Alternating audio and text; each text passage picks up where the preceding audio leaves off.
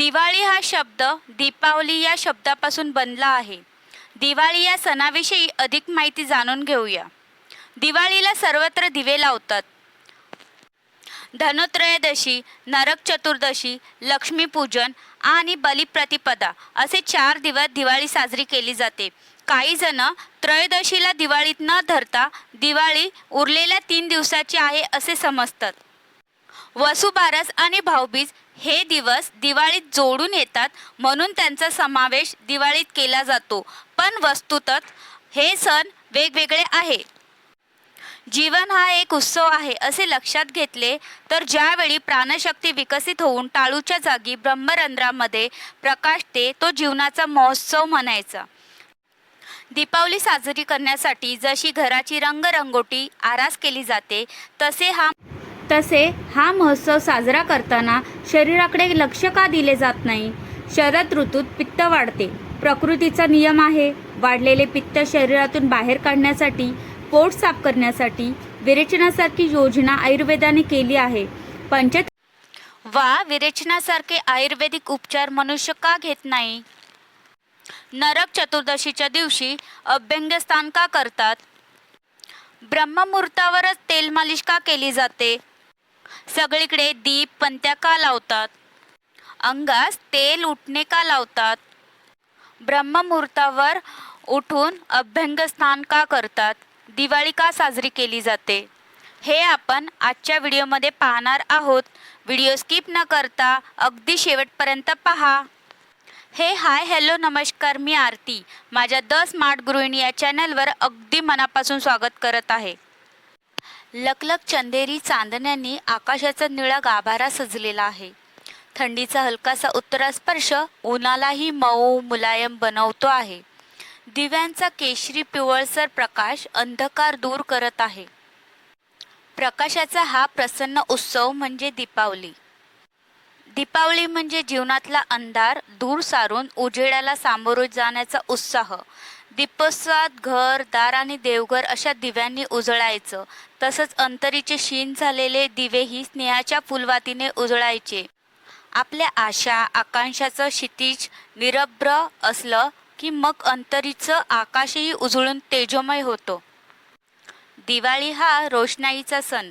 लखलखत्या दिव्यांनी वातावरणातल्या अंधकाराचं साम्राज्य दूर सारण्याचा, आयुष्य तेजोमय, प्रकाशमय आणि दिव्याच्या ज्योतीसमान पवित्र करण्याचा सण म्हणजे दीपावली.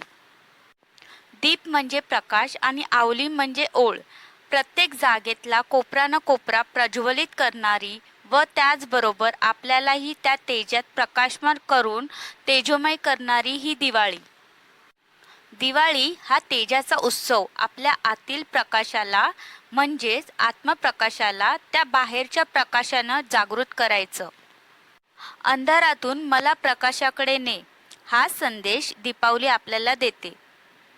अंधारातून प्रकाशाकडे जाणं जसं असतं त्याचप्रमाणे अज्ञानाकडून ज्ञानाकडे, दुःखातून आनंदाकडे, नैराश्यातून उत्साहाकडे, अंधश्रद्धेतून विज्ञानाकडे, अनितीकडून नीतीकडे, असमाधानातून समाधानाकडे, गरिबीतून श्रीमंतीकडे जाणं असतं. दीपावली म्हणजे दिव्यांचा उत्सव, प्रकाशाचा सण.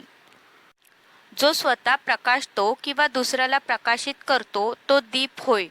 पंचमहाभूतातला तेजाचं प्रतीक म्हणजे दिवा. मग तो तामन दिवा असो वा साधी पंथी असो. दिवा हा अग्नीचं, तेजाचं रूप.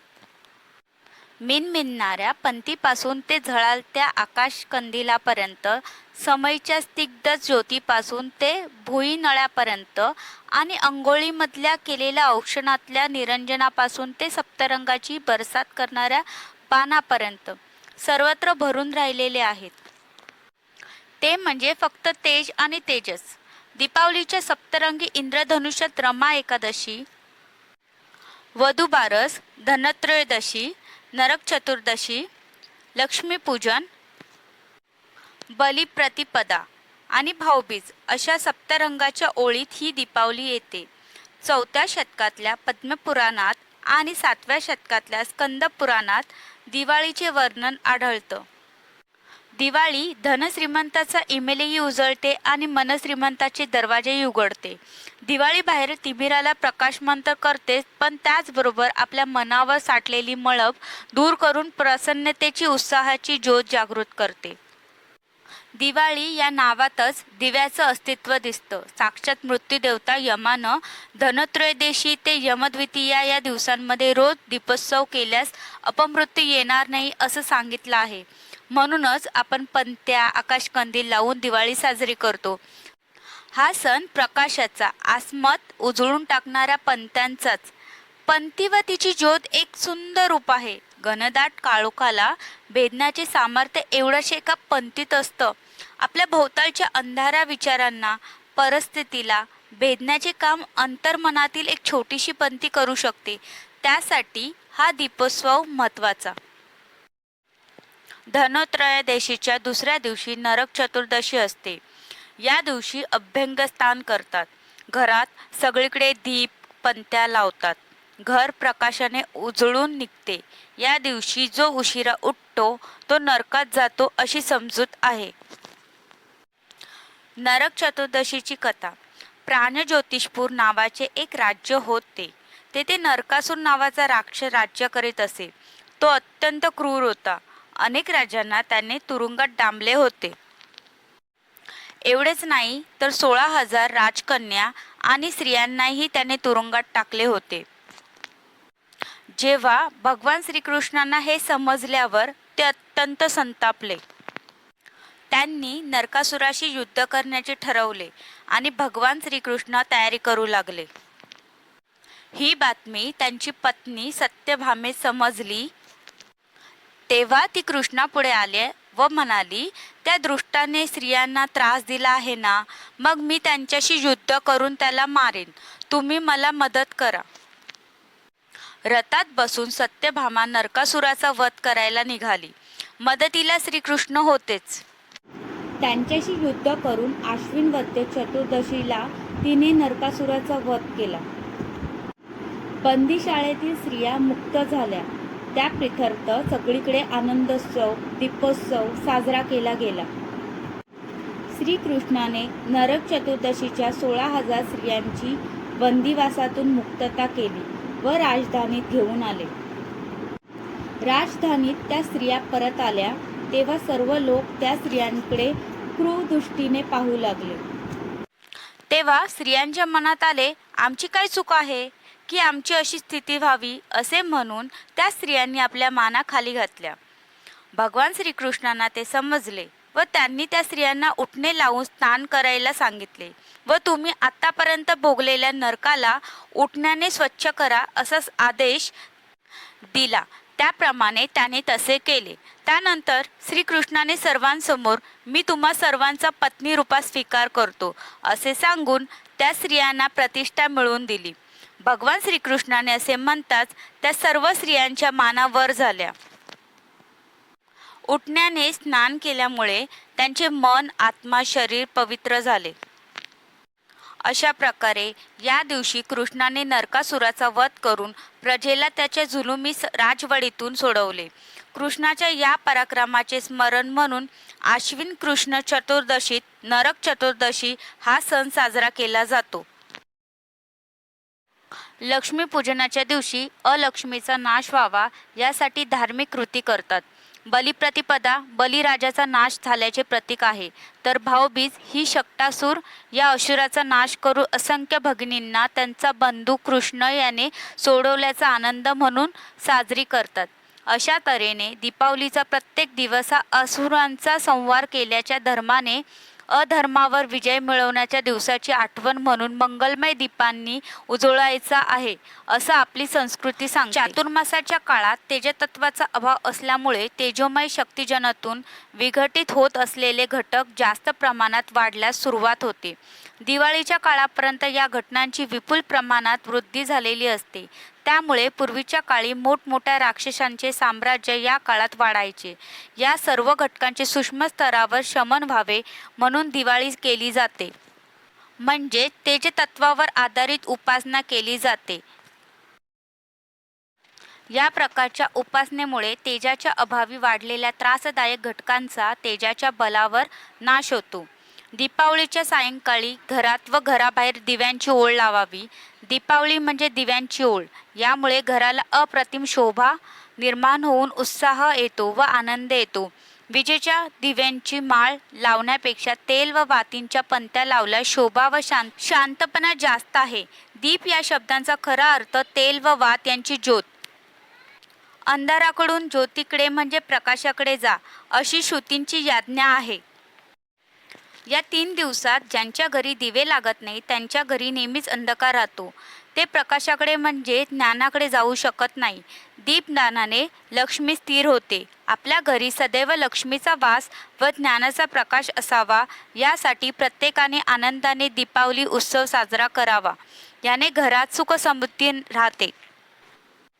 नरक चतुर्दशीच्या दिवशी अलक्ष्मीचे पहाटे मर्दन करून आपल्यातील नरकरूपी पापवासनांचा नायनाट व अहंकाराचे उच्चाटन करायचे आहे. तेव्हाच आत्म्यावरील अहंचा पडदा दूर होऊन आत्मज्योत प्रकाशित होईल, असा त्यामागील संकेत आहे. या दिवशी अभ्यंगस्नानाचेही महत्त्व आहे. सकाळी लवकर उठून संपूर्ण शरीरास तेलाचे मर्दन करून सुहासी कुटणे लावून सूर्योदयापूर्वी केलेले स्नान म्हणजे अभ्यंगस्नान. दिवाळीच्या दिवसात अभ्यंगस्नानाचे माणसाला इतर दिवसांपेक्षा 6% अधिक सात्विक लाभ होते. सुगंधी तेल आणि अत्तर अंगाला लावणे आणि घासणे आणि स्नान केल्याने व्यक्तीमध्ये सात्विकता आणि तेज वाढते. अभ्यंग हा आयुर्वेदिक मालिशचा एक प्रकार आहे, ज्यामध्ये कोमट तेलाने शरीराची मालिश केली जाते. त्यात तेलाचे प्रमाण जास्त असते आणि काही औषधेही त्यात मिसळलेली असतात. हवामानातील बदल, चुकीचा आहार, शरीराची प्रतिकारशक्ती कमी होणे, पुरेसा संतुलित आहार न घेणे, योग्य व्यायामाचा अभाव इत्यादी कारणांमुळे हे दोष दिसून येतात. या दोषांमुळे अनेक प्रकारचे शारीरिक आणि मानसिक रोग होतात. रुग्णांच्या प्रकृतीनुसार अभ्यंग मसाज करून हे आजार बरे होऊ शकतात. स्नानापूर्वी देहाला तेल लावल्याने पेशी, स्नायू आणि देहातील पोकळ्या जागृत अवस्थेत येऊन पंचप्राण्यांना कार्यरत करतात. त्यामुळे त्या पोकळ्या चैतन्य ग्रहण करण्यासाठी संवेदनशील बनतात. अभ्यंग स्नान केल्याने सर्व गुण संवर्धनाकडे वाटचाल होत असल्याने नित्य अभ्यंग स्नान केल्याने लाभ होतो, म्हणजे जीवाचा अभ्युदय होतो. अभ्यंग स्नान म्हणजे तेल, उटणे किंवा अत्तर लावून स्नान करणे. हे नरक चतुर्दशीच्या दिवशी पहाटे सूर्योदयापूर्वी केले जाते. दिवाळी सणातील अभ्यंग स्नानाला भारतीय संस्कृतीत विशेष महत्त्व दिले गेले आहे. केवळ दिवाळीत नव्हे तर अभ्यंग स्नान विविध प्रसंगी केली जाते. डोक्यास तेल लावून मर्दनाने कणविकार दूर होतात. कानाभोवती कानाच्या पाळीस मर्दन तसेच कानात तेल टाकल्याने पायांना त्याचा फायदा मिळतो. डोळ्यात गाईचे तूप टाकल्याने आणि डोळ्यात तेलाचे मर्दन केल्याने दाताचे रोग नष्ट होतात. उदाहरणार्थ बदामाचं तेल, तिळाचं तेल इत्यादी. मोहरी, करडई इत्यादींपासून बनवलेले तीळ तेल वापरू नयेत. अंगास उटणे लावल्याने शरीरातील क्लेद, त्वचेवरील मल व मेद कमी होतात. शरीर दृढ होते. त्वचेचे प्रसाधन होऊन ती अतिशय मृदू बनते. सामान्यपणे उटण्यामध्ये चंदन, चारिवा, मजिष्टा, मलकी, मुलतानी माती, आंबे हळद, नागरमोता, संत्रा साल, गुलाब पावडर, गव्हाचा कचोरा, वाळा इत्यादी औषध चूर्णीचा वापर केला जातो. वरील औषधे ही आयुर्वेदातील कषाय म्हणजे तुरट चवीची आहेत. त्यांचा उपयोग शरीरातील क्लेद, मेद, स्वेद व जंतू कमी करण्याकरिता होतात. तेलाभ्यंग म्हणजे शरीराला तेलाची मालिश करणे. तेलाच्या त्वचेवरील घर्षणात्मक पर्दनाने देहाची सूर्यनाडी जागृत होते. पिंडातील चेतनेलाही सतेज बनवते. ही सतेजता देहातील रज तमात्मक लहरीचे विघटन करते. ही एक प्रकारची शुद्धीकरण प्रक्रियाच आहे. चैतन्याच्या स्तरावरील घडलेल्या शुद्धीकरण प्रक्रियेने पिंडातील चेतनेतील प्रवाहाला अभंगतत्व प्राप्त झाल्याने जीवाचे प्रत्येक कर्म हे साधना म्हणून घडते. अभ्यंगस्थानातून निर्माण झालेल्या चैतन्याच्या स्तरावर घडणारी प्रत्येक कृती जीवाच्या हातातून साधना म्हणून झाल्याने या कृतीमुळे वायुमंडलाचीही शुद्धी होते. सुगंधित तेल घालण्याचे कारण. सुगंधित तेलामध्ये दैवी आणि तारकीय लहरींना आकर्षित करण्याची क्षमता जास्त असते, जो देवांच्या सुगंधाने वातावरणात वाहत असतो. या लहरी जाणीव आणि वैयक्तिक असतात. याशिवाय सुगंधित तेलामध्ये वातावरणात फिरणाऱ्या खालच्या आणि वेदनादायक उष्णतेच्या लहरींचा सामना करण्याची क्षमता जास्त असते. त्यामुळे सुगंधित तेल मिसळून त्यापासून शरीराची मालिश केली जाते. 2. तेलात उटणे मिसळून शरीराला मसाज केल्याचे अध्यात्मक शास्त्रीय महत्त्व. उटणे वापरण्यासाठी दिवाळीच्या काळात ब्रह्मांडातून प्रकाश, ऊर्जा आणि हवा असलेल्या चैतन्याचा प्रवाह मोठ्या प्रमाणात पृथ्वीवर पोहोचतो. त्यामुळे वातावरणात देवतत्वाचे प्रमाणही अधिक आहे. या काळात शरीरावर तेल चोळल्याने त्यातील घटक शरीराची चैतन्य प्राप्त करण्याची संवेदनशीलता वाढवतात. त्यामुळे देवतांच्या तत्वांचा जाणीवपूर्वक प्रवाह माणसाच्या शरीरात संक्रमित होतो, ज्यामुळे व्यक्तीला जास्तीत जास्त चैतन्य प्राप्त होते. तेल चोळल्याने दैवी तत्व शरीराकडे आकर्षित होते आणि तेलात असलेल्या ऊर्जा लहरींमुळे वेदनादायक लहरी थांबतात. 3. ब्रह्ममुहूर्तावर तेल मालिश करण्याचे महत्त्व. ब्रह्ममुहूर्ताच्या काळात दैवी लहरी जास्त प्रमाणात कार्यरत असतात आणि दैवी तेजस्वी चेतना लहरी पृथ्वीच्या कक्षेत मोठ्या प्रमाणात प्रवेश करतात. हे दैवी चैतन्य ग्रहण करण्यासाठी आणि नकारात्मक लहरींचे हानिकारक प्रभाव टाळण्यासाठी आहे. म्हणून ब्रह्ममुहूर्ताच्या वेळी सुगंधित तेलाने शरीराची मालिश केली जाते. व्हिडिओ आवडल्यास लाईक करा आणि अशा बऱ्याच माहितीसाठी द स्मार्ट गृहिणी वर्ल्ड या चॅनलला लाईक करा, चॅनलला सबस्क्राईब करा आणि नोटिफिकेशनसाठी बेल आयकॉनवर क्लिक करा आणि व्हिडिओ शेअर करा. धन्यवाद.